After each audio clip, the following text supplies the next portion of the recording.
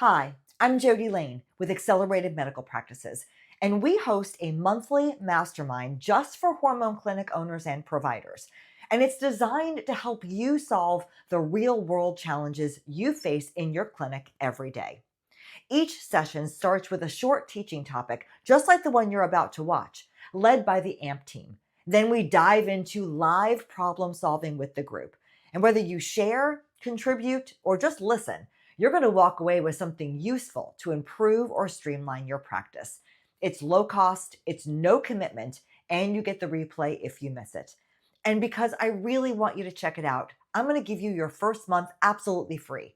Just email me at Jody, Jody, at acceleratedmedicalpractices.com with the word mastermind, and I'll send you the invite. You've got nothing to lose and a whole community to gain. All right, everybody, I'm going to kick off tonight with a presentation outside of the box treatment plans, building creative thinking skills. So I want to talk a little bit about, thinking creatively and how it fits in our practice or in our businesses as well. So the first thing that I want to kind of address and talk about is avoiding autopilot. And this is something that I have seen in our clinic in Orlando. I've seen this in clinicians in their own practice. And it's something that is really easy to fall into if you think about what your day-to-day looks like, especially as hormone providers. You're seeing patients coming in with hormonal issues that are slightly repetitive, right? So you're seeing patients who are coming in with similar complaints.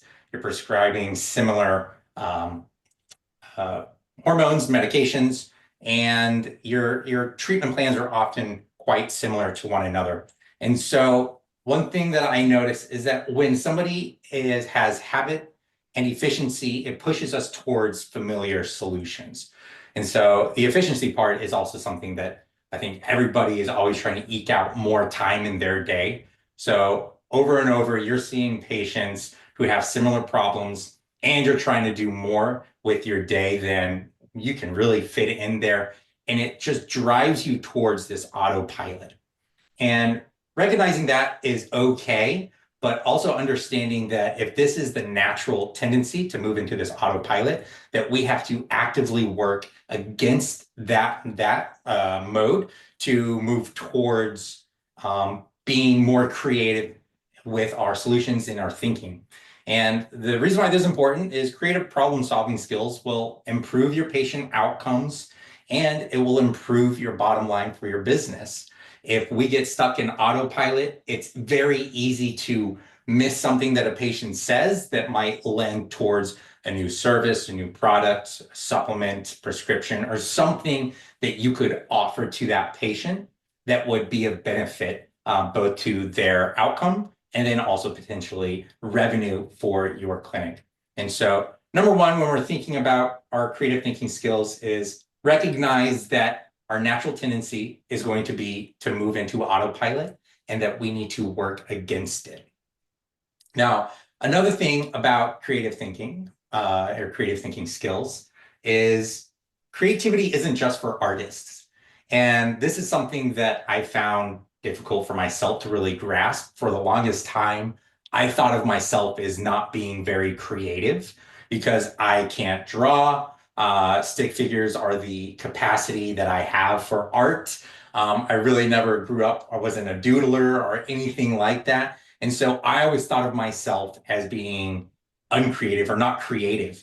And it took a while, it took somebody in this call actually to point out that creativity isn't just for artists, but creativity is solving complex problems. And if that doesn't describe your day as business owners and as clinicians, I don't know what else does, right? Your day in and day out is full of uncertainty and full of unique cases.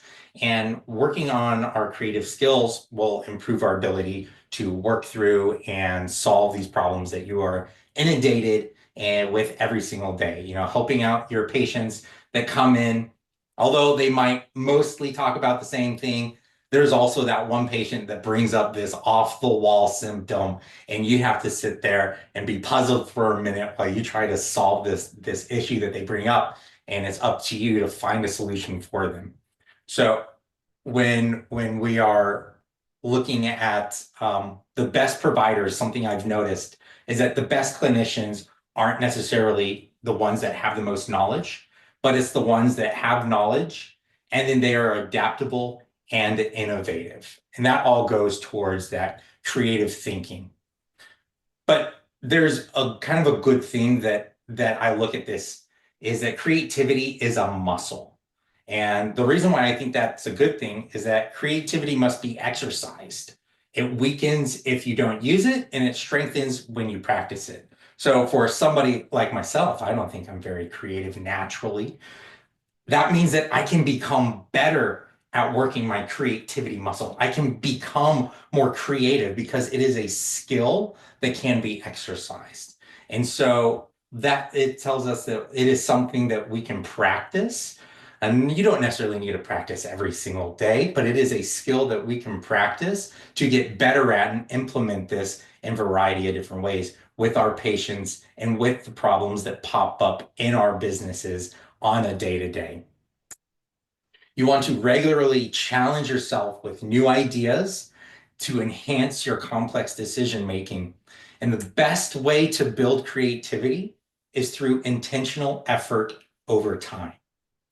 I want to say that again because I think this is absolutely critical. It takes intentional effort over time. This is something like an athlete who is talented but doesn't work in their sport, they have a limit to what they will reach.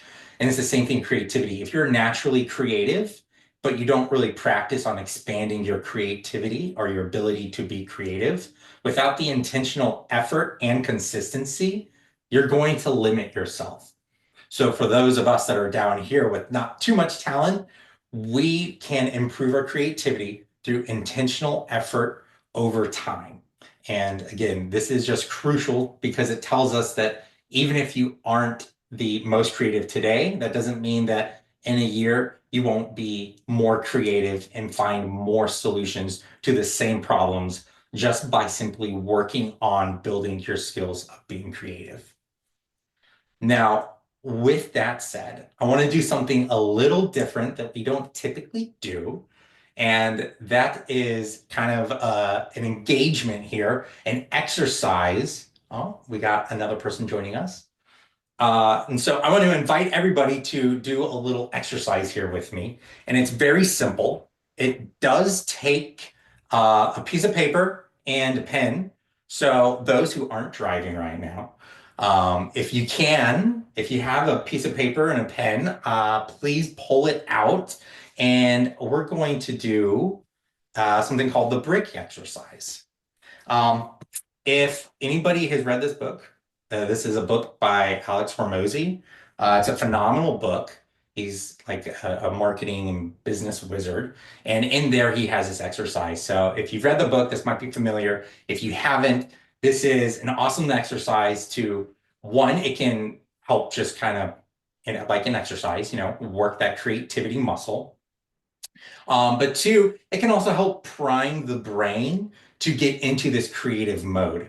So just as if you were an athlete about to run, an 800-meter race, you wouldn't go in cold, right? You would warm up before a race. If you have a day of big problems and really heavy thinking that you need to work on, well, don't you think it might be helpful to prime the brain and warm up a little bit before you actually jump into the problems?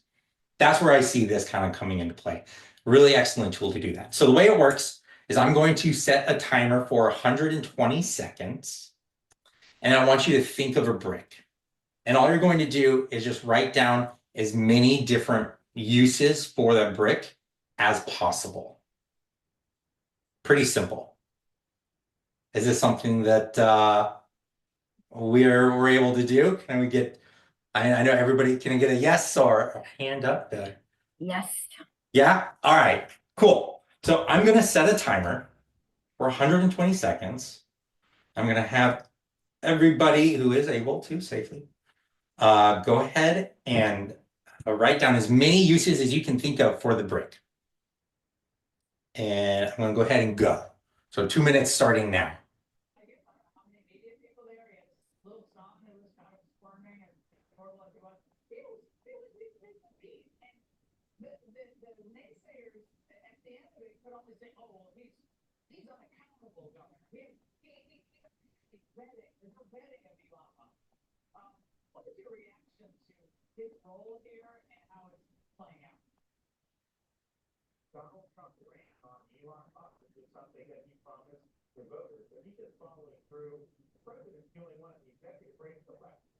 Hey, halfway.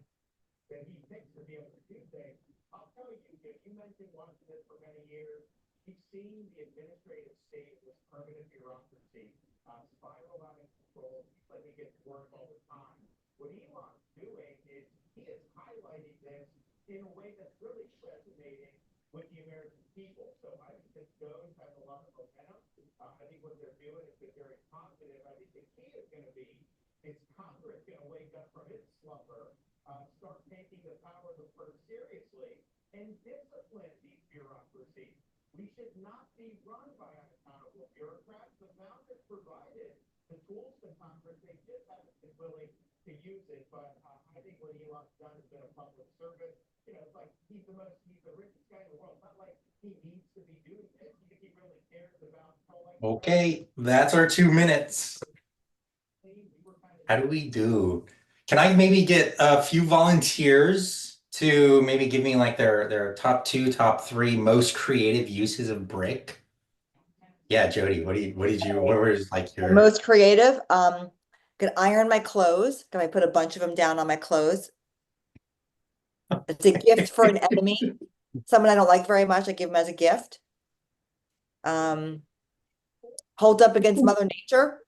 I think that's funny. It's a weapon. Okay, okay. Does anybody else have any creative ideas that they wrote down that they want to share? I have use one as a doorstop, use one as a paperweight, create a quiet space, and build a yellow brick road. Build a yellow brick road. Awesome.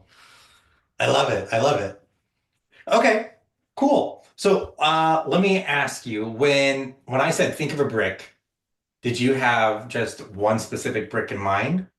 Or did you start asking yourself questions? Like, did you ask yourself, how big is the brick? What is the brick made of? What is the shape of the brick? With those questions in mind, do you notice that you just started having a flood of new ideas? So the thing that I think is what I find is really important from this exercise and just those additional questions is that the way we frame a problem can limit or expand our creativity. And that's something that we want to be very conscious of. This is something that our friends of Neil, confirmation bias, right? This is exactly what it is. Confirmation bias can restrict the ideas that you have. And so we want to be aware of it. And when we're moving into maybe a difficult situation or a difficult, complex issue that we're thinking on, what can we do to expand our creativity? And just taking a moment to ask these abstract questions of the question that we're really facing and dealing with can help expand what we're looking at. Thank you for doing the exercise with me. Hope you had fun. Enjoy it. Take it with you. So where are we at? There we go. I like to break out our levels of creativity into kind of 4 different layers. And this is our 4 different clinicians. So we have our autopilot clinician, and I don't believe we have any of those in this room, right? This is that clinician that just relies on a routine and standard guidelines. Then we have our reactive clinicians, and they are the ones who start recognizing when a standard approach doesn't work, but they wait until a problem arises. And then we start getting to our adaptive clinicians. And this is where I think we start seeing whoops. Did I just lose my presentation? No? Oh, maybe I just lost my presentation. We can see you. Sorry, all. There we go. Okay. So adaptive clinicians, these are the ones who are actively seeking out better solutions when the standard ones fall short. And then we have the creative clinician. And this is really what we're all striving for every single one of our patients, even though we know that we can't always be our absolute best every moment of the day. But this is where we're striving for, to be consistently questioning and exploring and innovate for a best patient outcomes. And I know I wrote clinician in here, but this also functions the same as the business owner. You know, when you're not in that role as the clinician, but just focusing on your business, you want to be that creative owner that is always asking questions and exploring ideas so that you have the best outcome for your practice. So what might that look like for our hormone patient? If you have a 48-year-old female who comes to you and she just says, I want to be treated so that I can age well and be healthy. Well, that's pretty broad, right? There's a lot of different ways you can take that. If we take a look at our autopilot clinician, they might just say, okay, well, let's monitor and then we will react when the disease is present. That's not what we want to do. Your reactive provider might introduce BHRT at the first signs of menopause. So it's definitely a big improvement, but we could do better, right? Our adaptive clinician, well, they're the ones who are going to start introducing BHRT early, and maybe they're going to start branching out a little bit more, maybe looking at lifestyle modifications or some smaller things like that. But our truly creative clinicians are the ones who are introducing a variety of treatment options that are purposefully curated to fit the patient's desires and lifestyle. One thought when I was putting this together is one thing that I think can often stifle a clinician's decision-making when it comes to patients is costs, right? It's something that we have in the back of our mind and, oh no, I don't think my patient can afford this treatment. And it can limit the options that we provide to people. And being aware of that and knowing that we can put that to the side, and just because something might be cost prohibitive doesn't mean that we can't present all ideas, because sometimes information is just good to know and people want to know what is out there. And don't limit yourself with those kinds of questions. You really want to open up your creativity and just keep that in mind as we're going through, treating our patients. So what can we do to help strengthen clinical creativity? The good news is everybody in this room is already doing something that really helps strengthen clinical creativity. And one is expand your inputs, right? So knowledge is a key component with being creative. You need to have the knowledge to understand how the body works and the potential solutions that are available. So you want to learn from different cases and research. You want to practice divergent thinking. And that's what we were just doing with that brick exercise. You want to use that exercise to either prime yourself to get into that creative mode, or just as your exercise. If you're going to the gym, periodically working out to keep up with your health, well, this is an exercise to keep up with the brain health and keep up with that creative thinking part of the brain. So list multiple solutions before you make a decision. I find that might be something that you could do with patients as well. Maybe not necessarily every single one, because it does take a lot of time. But when you have a patient in front of you, might be a little more complex. Take the time to list out all of the solutions, even the bad solutions. That's all part of the creative thinking process. You want to encourage collaboration. So others' perspectives lead to new solutions.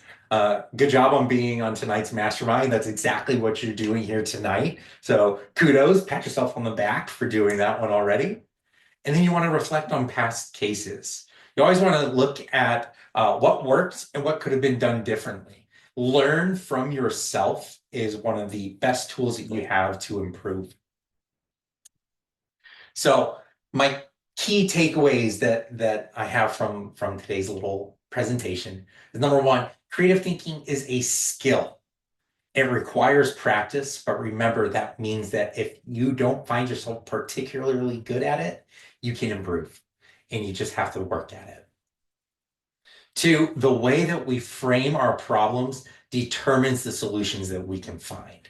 So look at how you approach problems and find ways that you can ask those questions to broaden your mind and broaden the solutions that you can think of when you're looking at difficult problems.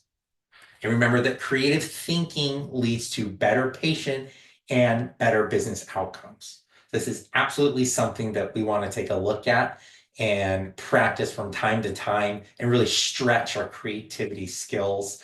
It's a great thing to do with your staff. It's a great thing to do with your leadership team. It's a great thing to do just by yourself so that when you do come up with difficult problems, you have kind of a framework or a way to approach your difficult problems and think of the possible solutions and weed out the bad ones and find those good ones within your business and within your patient's treatments. And thank you very much. That's tonight's presentation.